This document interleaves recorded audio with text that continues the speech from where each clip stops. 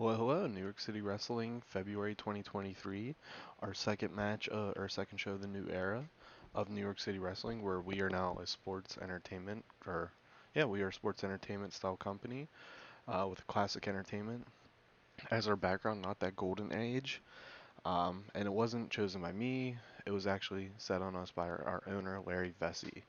Now, that said, looking at our last show, um, we lost out to Mio. Supermassive Destroyer is on excursion after his loss to Mutant. Um, we're implementing new characters with uh, Jerry Martin's getting a pretty decent push. Ruby Reese has a little bit of a storyline now. Jackpot Jordan, where there's news about him and his employment with us. Primetime Jack Pride is shaking it up and having the best angle, quote unquote, best thing on the card with Jack Bruce. We have Xavier Reckless getting a pretty decent push with the company, and then Austin Smooth is maintaining his championship. We also realized that we rolled just lucky two local workers of Justice Jolt and Zippy DeVero. I don't know, we'll figure out his name eventually or change it. But that said, let's just get to our show and get started. We start off the show with Kip Keenan and Bull Record just defeating Militia. This is just a way to get the Militia on the card, get Kip Keenan and Bull Wrecker on the card to get a win, continuing their pushes or try to recover Bull Wrecker and give Kip Keenan another win. Following that, we had Malkai Milk defeat Primetime Jack Pride with a Lion Hammer. Now, Primetime Jack Pride has yet to have a win at her company. Malkai Milk, who is pretty low card, defeating him. Primetime Jack Pride feels this is beneath him. We go into debuting Charlie Corner and Buzz Reed. Now, Charlie Corner is a rock god, Buzz Reed is just a basic enforcer. And with these two, one, I'm hoping for success, but that's 7 rating. And another, probably going to be one of the bottom 3 in June or December. But, with that rule, it's, we give people opportunity. So if I bring in Buzz Reed and he kicked ass, he might get an opportunity. Or maybe we roll good like Tag Chems, like, well, he saves his job. Machine Gun Marino saved his job for like an extra year. Rolling good Chem Supermassive Destroyer. So, it really depends on the scenario. We get right into a promo with Charlie Corner being interviewed by Honest Frank, and then we also hype up James Diaz and Penfold Peridian, who are debuting soon. So, Charlie Cali Cole Corner, aka 4C. It's an inside joke to Seaverse fans, where there's a company in Canada named 4C, but Charlie California Cool Corner. I mean, come on. And Honest Frank, just getting Charlie a rub of Honest Frank and getting Honest Frank something to do. Maybe he's scouting for new workers. We go into Jerry Martin backstage, kind of talking himself in a straitjacket, getting over, looking at like a 95 Mankind style deal with him. We have a vignette of the Watchdogs helping local charity, just to kind of show that unity of the group, to show what it is all about. Rikishi, before he was Rikishi, was Fatu, and he had a similar style gimmick, and I think that's in line with what we're doing with them, of, you know, their neighborhood people trying to help out a neighbor. We go to Mutant, picking up win number 13 with the Tina Turner, this time ever LA Star number 2, so next month you can maybe loosely LA Star number 1, the better of the duo, and Mutant in a pretty big matchup with this. The rating wasn't as great as what I wanted, but there's a funny thing here. The crowd got the crowd interested in again, because before the matches haven't been, and angles haven't been the greatest. And, I messed up with Mutant's booking with the storyline. No big deal. We go to Ryan McManus losing to Saeed Ali with the GBH driver, and Ryan McManus feeling stale.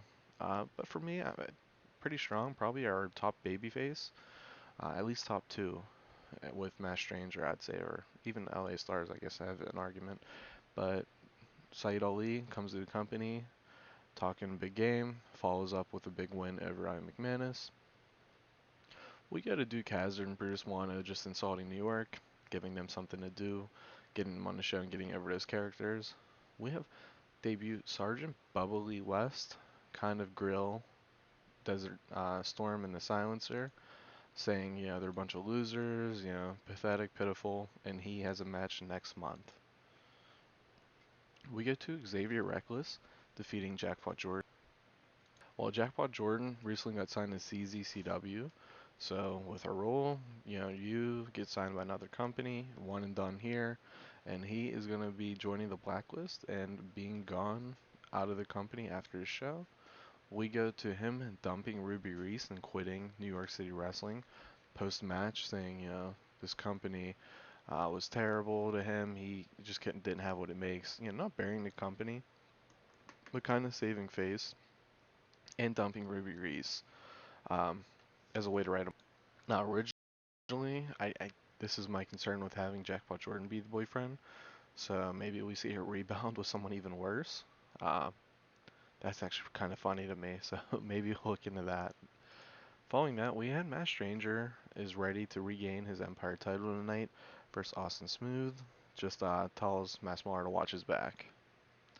Going into a tag title match with Original Center Hell's Bouncer defeating the boys from Yukon, and heavyweights fighting pretty decent enough. We go straight into Foyeka mocking Ruby Reese backstage because Ruby, girl next door, upset she got dumped on a national stage of our company, and then Fuyoka insults her.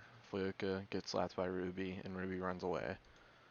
We go to Father Cobra trying to get Hawkeye Calhoun to see his side of things and to join Father Cobra, original Center Hell's Bouncer, to join Repentance is what we've called him, but still not official name. And Hawkeye Calhoun, this is starting a storyline of does he join him, does he not, what happens next. And then in our main event, we have Austin Smooth versus Matt Stranger, where Austin Smooth defeated Matt Stranger when he used the ropes for leverage, is what it says, but realistically, what I kind of wanted to happen, is Matt Smaller comes down while there's a ref bump, tries to save Matt Stranger from some sort of tomfoolery. Like Austin Smooth has the chair, Matt Smaller grabs the chair, swings it, Smooth ducks, hits Stranger, Stranger hits Smaller, ref recovers 1, 2, 3. Uh, Now I know I'm more of an AEW guy than WWE when it comes to modern day stuff, but I know um, when it comes to we basically had a dusty finish here and a screw and a screwy finish last month. So next show maybe we have a clean finish, but that's that entertainment style. I think that's what just WWE. We're not AEW. We are like a I'm kind of not a 97 WWE because it's a little, no pun intended, raw, but like maybe like a 2005, 2006 where there's a little bit of attitude, there's a little bit of everything, but there's also try to get good in-ring action. There's characters and trying to find your foot. So well, I don't want to say even 2005 because that's the Reign of Terror and people hate on it, but that's right around where I grew up and that's kind of what I'm thinking at, like in 2005 to 2008 WWE, without like the Triple H, without the John Cena's, the Edges, like the big stars, kind of like a, ooh, if you had a better version of ECW, of the, well, I guess, Christian's reign and ECW or Matt Hardy's, kind of like something like that. That's what I'm kind of looking at as our company. Now, let's see here if there's anything big going on. Kip Keenan, one from Muscular Ripped. Star quality went from 75 to 79. We haven't seen any natural growth in star quality within our company. James Diaz went from muscular to ripped. I think he went from like 60 something to 70 something, 66 to 70. So let's go ahead. We're going to get rid of Jackpot Chick Jordan, and he's going to join our blacklist. I'm a fan of the Rich and Famous tag team. It's almost kind of half Miz and Morrison, half. Honestly, I kind of look at like Morrison, and not Jake Idle's The Miz, but more of a Morrison and Jeff Jarrett. That's when I was looking for Sotomios, next Valley. But Jake Idle, I don't know, just Hollywood Jake Idle, kind of screams Jeff Jarrett with this picture. I don't know what it is. It doesn't connect Miz. It connects Jeff Jarrett, and when I look at his characters, I always kind of booked him that way. But he's at PSW, and his partner is not CZCW. We didn't get a popularity point in Tri-State. We're still 14 away, so if it takes two shows, we're about 28 shows, so about 2 years from being medium size in the Tri-State area. Hopefully, comes the Mid-Atlantic and all that comes up, so 7. Yeah, we're right in line with that probably 2 year mark to be medium. So from now to then, we just want to find our footing with our roster. We are bringing in Zippy and Justice. I'm kind of thinking of booking them as like a heel um, Enzo and Cass, kind of. Well, he's a Southerner. Justice Julton's from Pittsburgh, so I'm kind of curious to see what kind of entertainment he has. So we're probably gonna give him a prem after first match, and with him having good chem, there's some possibility here of them getting a decent push. When I look at, they're obviously gonna be heels, so when I look at the heel side of things, I mean, not the best ratings, but they don't really have any popularity in the area. So we'll just see, give them opportunity. Maybe LA Stars, the boys from Yukon. I don't know if I'll be able to save them again in June. It's been a struggle to keep them in the roster for the past year and a half. Uh, but yeah, we got a lot of different development here, and let's just do a quick rundown. Let's look at the last show, and then we'll see if there's any big popularity gains. So Austin Smooth, probably nothing really there. We kind of already saw it. Nothing there. Xavier Reckless we'll look at. Saeed Ali, a mutant. Alright. Xavier, so he's going up 5 in popularity in Tri-State with each win. So that might be a sign to just kind of get behind him.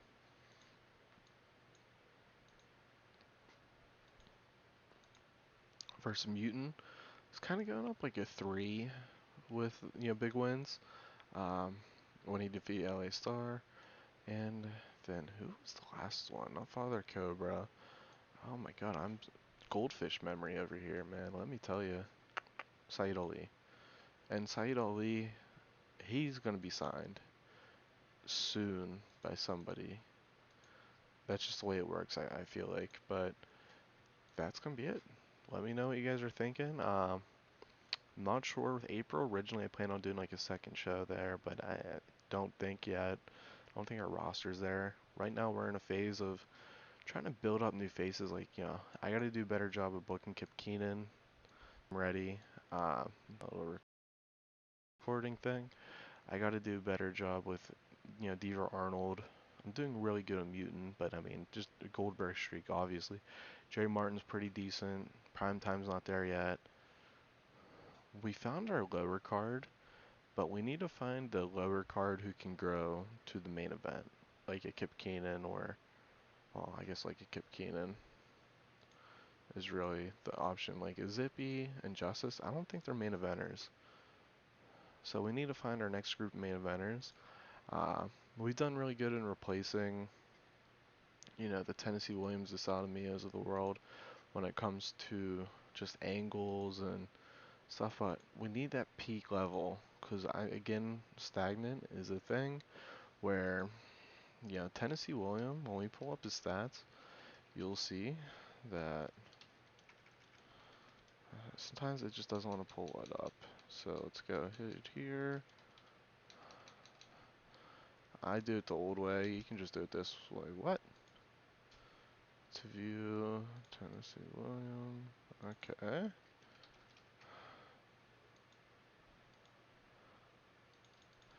TCW signed him, right? Is he dead?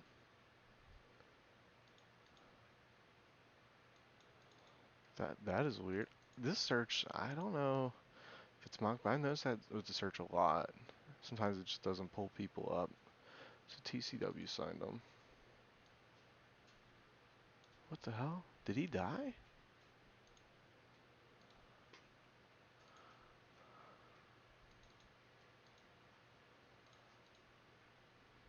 Like what? Okay. No, no, okay, he's not dead. But I mean, back to um, look at his like psychology, pretty good. Microphone abilities top notch. Star quality, yeah, not really. Yeah, he wouldn't be main eventer in USPW. As you can see in TECW, his popularity been the same since we let him go. It's been a year, actually. Wow, it's been a year. So let's do a quick. So if you look, yeah, I mean, little like it's better. Like it's probably where it'd be if he stayed with us. But I think he's gonna stay there and not go any further. Now when it comes to like Sotomia's not. Oh, I know. Duh, they're blacklisted. That's crazy. I didn't, cause they're they were like, oh, that's why they're not showing up. And then Sotomio, his did his popularity take that big of a hit when he lost? Yeah, I mean he took that loss from Xavier, so that's obvious. Um, and he hasn't done anything in TCW yet. So when it comes to us though, like when I look at our roster right now, and I'm rambling on here, I'm just gonna ramble on here for a couple minutes. Like Saeed Ali is gonna be someone I can depend on, but I think he's gonna get signed away. Austin Smooth, I've been able to depend on. He's gonna get signed away. The LA Stars, I'm hesitant to over push them because they're gonna get signed away. Same thing with Kip Keenan, but he's 36, so it's kind of go or no. Hawkeye Calhoun, his psychology isn't where it needs to be, and his mainline stats feels like a mid Carter. Um, so he hasn't really done much to impress me to go over that next lump. Ryan McManus's in-ring stats are there, but his star quality and entertainment is not. Mass Stranger, his in-ring is there, and it excels in a sense where I don't really look at the entertainment ability too much because I know he's just a good hand. Uh, Hell's Bouncer is another one that has potential to get up there, and we just got to figure out how to do that. Mutant is a monster and is continuing getting that continued push. Xavier Reckless, decent enough in ring, decent enough on the mic for our company and what we ask, kind of like an Austin Smooth. But there's no like big time like all right workers worker like when we had Tennessee William or if I just pulled out of my ass somehow getting Cameron Vesey in here or a like an Ed Stone even would stick out with our company in regards to Ernest Youngman's the dream. Now there is one thing I do want to change is we're gonna remove the pro mode. What pro mode does is let's look at our company and see who. Wow, that's crazy. No one from our company actually has. Saeed Ali is probably closest. So Saeed Ali is experienced. He has 100% experience. So as you can tell, it actually shows his true stats first. If we go to Primetime Jack Pride, it shows only the ratio. So that pro mode, I'm gonna try going without it. It looks weird to me seeing their actual stats, but I think it's the kind of old TEW way, and we haven't really stressed stats too much here in regards to progression things, and I think it's caused the way the thing is set up where I don't really get to see too much growth if like I had him do promo with Jack Bruce last month and years before you'd see a little bit of growth there. Um, like you see it organically go up and things, but how do I know if it's even going up or if that's just the thing like shrinking down? So instead of being like 6 to 51, I'll go 13 to 50 or 13 to 53. I don't know. Talking to my ass here in the last couple minutes, but that's gonna be it. Let me know what you guys are thinking so far. If you have any things I'm missing that I should be doing. Women's division, we're starting to pick up a little bit, trying to find the right pieces. And I'll talk to you guys next.